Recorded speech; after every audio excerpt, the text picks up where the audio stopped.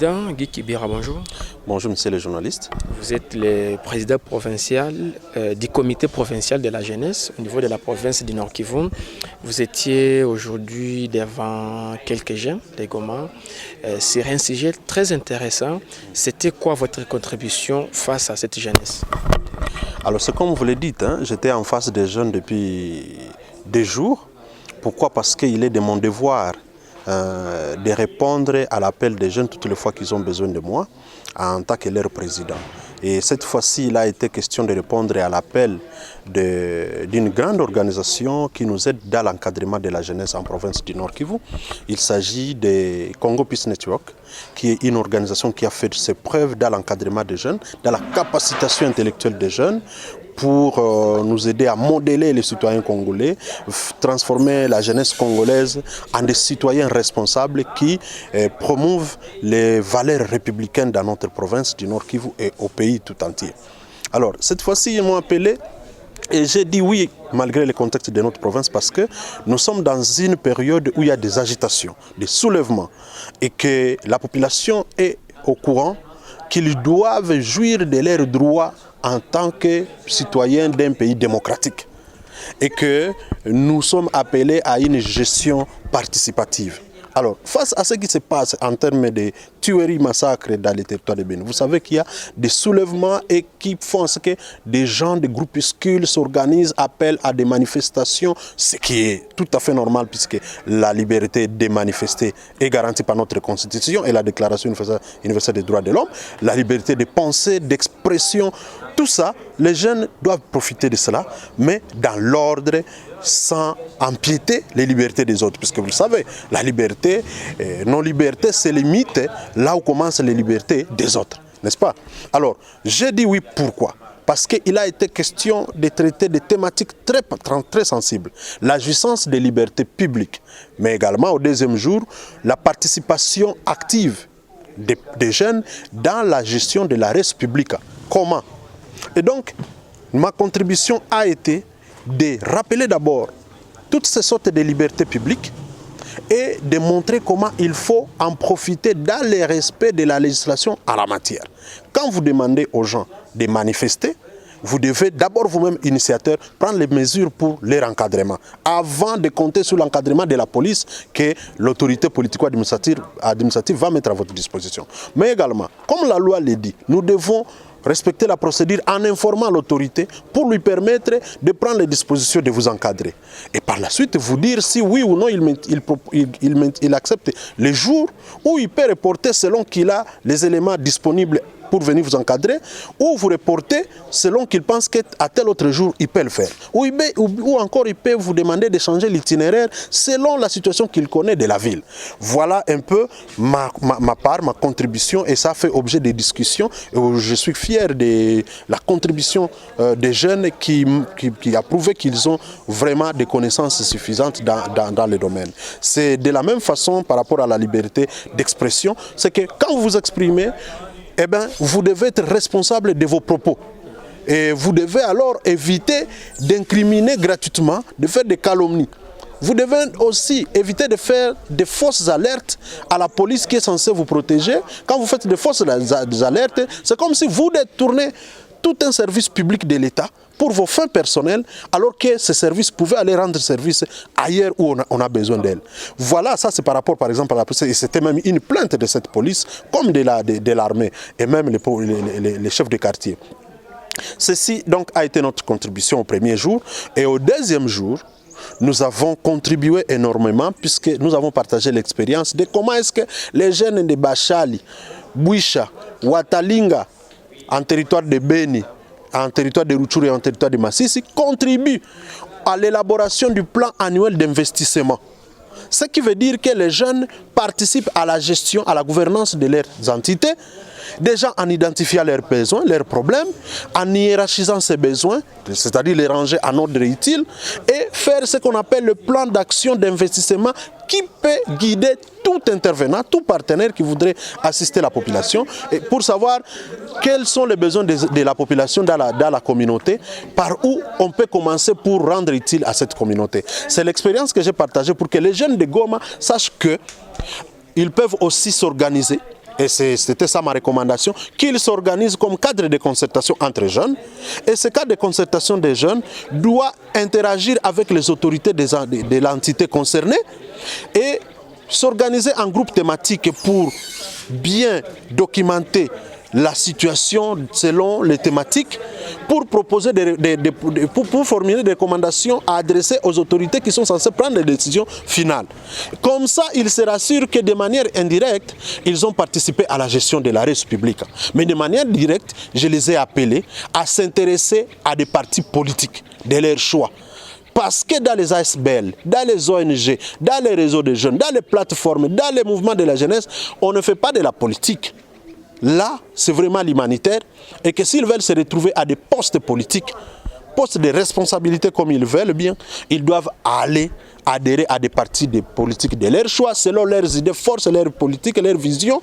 Si ça rencontre leur entendement, alors ils adhèrent en sachant qu'ils ne doivent pas être dans ces partis politiques en tant que jeunes comme des acclameurs, les suiveurs, ceux qui suivent les autres, ceux qui ne passent la journée à chanter, à louer, faire des chants de gloire et de louange pour leurs autorités morales et leurs leaders au plus haut niveau, alors qu'eux aussi, ils ont des potentiels à donner.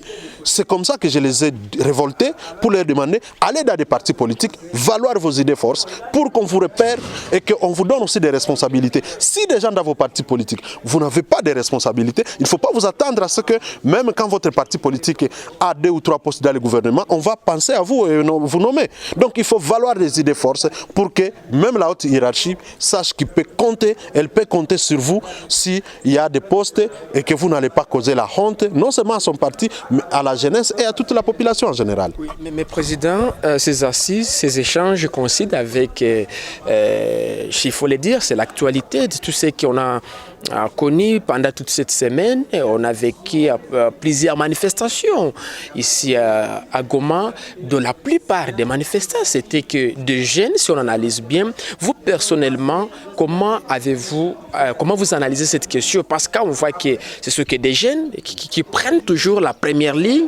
Ce sont des jeunes lorsqu'il y a des manifestations, lorsqu'il y a des violences, ce sont que des jeunes, on voit toujours à la première ligne. Comment vous analysez d'abord, si on peut revenir par rapport à tout ce qu'on a vécu pendant toute cette semaine à Goma? Bon, tout ce que nous avons vécu à Goma est consécutif à une situation. Excusez, il faut généraliser, ce n'est pas seulement à Goma, on a vécu ça aussi à Butembo et à Beni aussi. Justement, c'est pourquoi je l'ai dit. Que ce qui s'observe à Goma est consécutif à une situation que nous vivons en province du Nord Kivu. Vous savez que la province du Nord Kivu est la proie des groupes armés et des forces négatives, dont les ADF et les FDLR.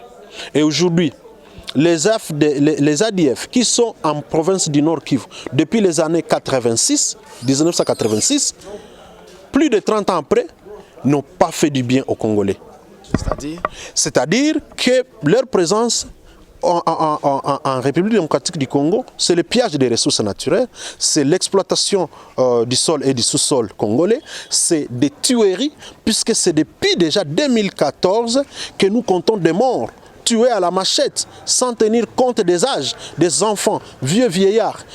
Papa, maman, on tue à la machette, c'est vraiment de la terreur et que nous pensons que ça ne peut pas laisser impuni. Il faut que vraiment des instances au niveau international, au niveau national et au niveau régional puissent s'atteler sur cette question et faire des enquêtes et établir des responsabilités et par la fin condamner les coupables. Ça, c'est la première des choses. Aujourd'hui, si les gens sont agités à Goma, à Beni, à Butembo, c'est parce qu'on en a marre des tueries des populations civiles chaque jour et que nous avons les éléments de l'ordre qui ne peuvent pas nous garantir cet ordre. Nous avons des autorités, nous avons nos élus, les gens que nous avons élus, qui ne savent pas justifier ce qui se passe en province. Les élus, que ce soit les députés nationaux comme les députés provinciaux, c'est à eux C'est en principe eux qui devraient marcher, revendiquer au niveau des institutions de souveraineté pour que le gouvernement congolais nous rende compte de ce qui se passe, que le gouvernement provincial nous rende compte de ce qui se passe. Mais comme ça ne se fait pas, eh bien la population en tant que souverain primaire, et la population est allée dans la rue pour exiger de la lumière sur la présence de la MONUSCO.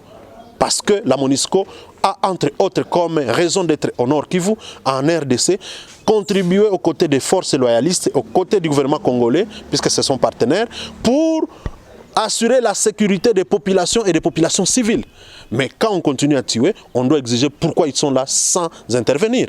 Et je peux vous dire qu'à ce sujet, on a quand même commencé à avoir des fruits. Parce que les revendications de la population ont fait à ce que les chefs de l'État, qui déjà en période de campagne avaient promis d'installer momentanément le quartier général des forces loyalistes en Beni, en province du Nord Kivu, pour se rassurer qu'on aura éradiqué les ADF et les autres groupes armés, afin de donner la sécurité nécessaire à des populations pour qu'ils vaquent librement à leurs occupations.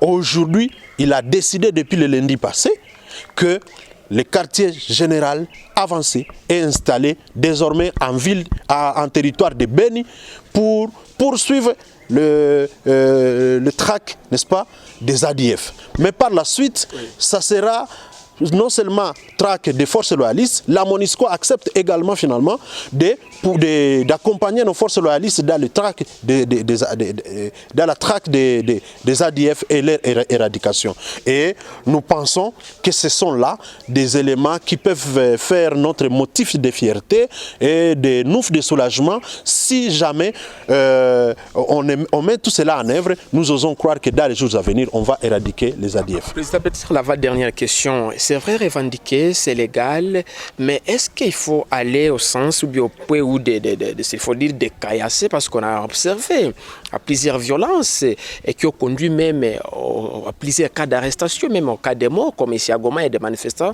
qu'on a tués, qui ont été victimes suite à cette manifestation. Est-ce qu'il faut, pour, disons, réclamer quelque chose qui est légal, il faut aller dans ce sens-là aussi? Vous savez, ce que les gens doivent retenir, c'est que manifester, la jouissance de liberté publique, c'est bon.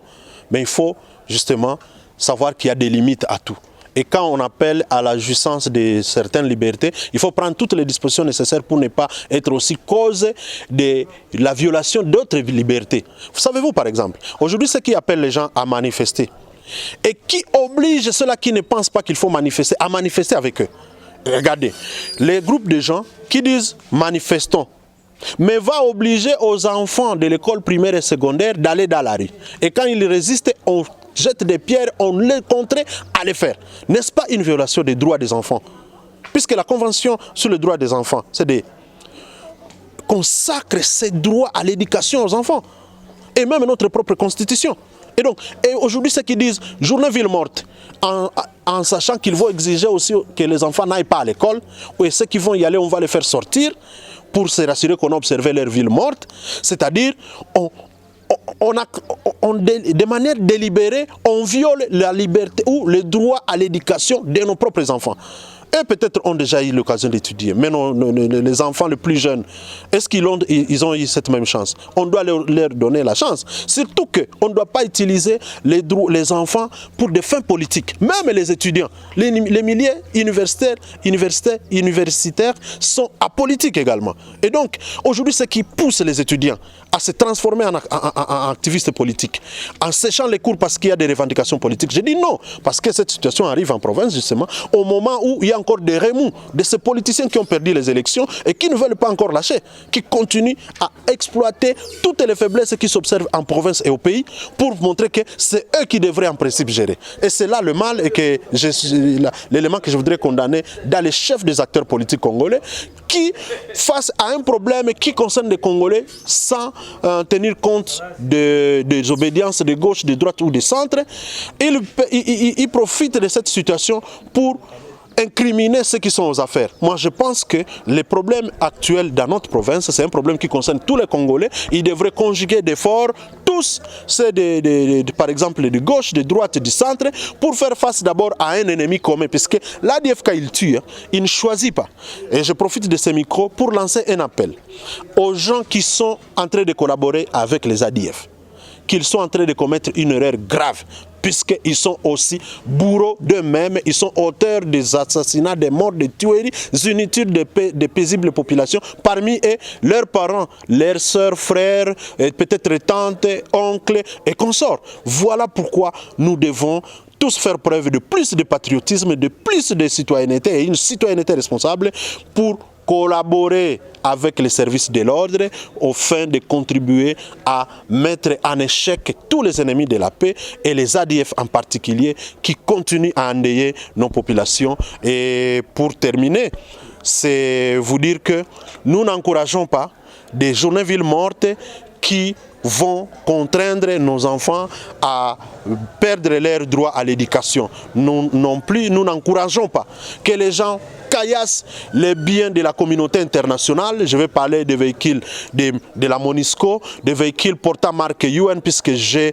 suivi une certaine langue il y a quelques 3 jours, des gens qui appellent de manière tacite à caillasser les véhicules MONUSCO et portant marque UN. Puisque quand on dit véhicule UN, c'est-à-dire tout véhicule qui a mention UN sera aussi assimilé au véhicule de la MONUSCO, alors qu'il y a des agences du système des Nations Unies qui continuent encore à contribuer pour l'instauration de l'autorité de l'État. C'est le cas même avec la MONUSCO.